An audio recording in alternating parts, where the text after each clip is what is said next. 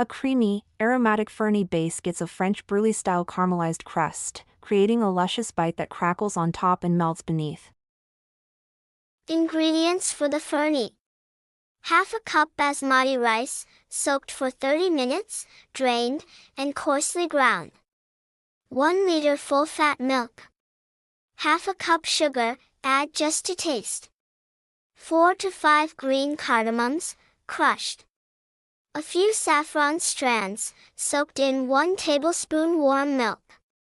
2 tablespoons condensed milk, optional, for richness. 2 tablespoons chopped pistachios.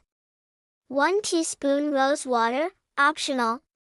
For the brulee top. 2 to 3 tablespoons brown sugar garnish. Dried rose petals. Slivered pistachios. Edible gold leaf, optional. In a heavy-bottomed pan, bring the milk to a gentle boil over medium heat. Add crushed cardamoms and let it simmer for 3 to 5 minutes. Slowly add the ground rice while stirring continuously to prevent lumps. Cook on low heat, stirring regularly, until the mixture thickens to a creamy, porridge-like consistency, about 15 to 20 minutes. Add sugar, saffron milk, and condensed milk, if using. Stir until fully dissolved and silky. Mix in chopped pistachios and rose water. Cook for 2 more minutes. Turn off the heat. The Phirni will thicken more as it cools. Pour the Phirni into individual ramekins or small glass bowls. Tap gently to level the surface. Cover and refrigerate for at least 3 to 4 hours or until fully set and chilled.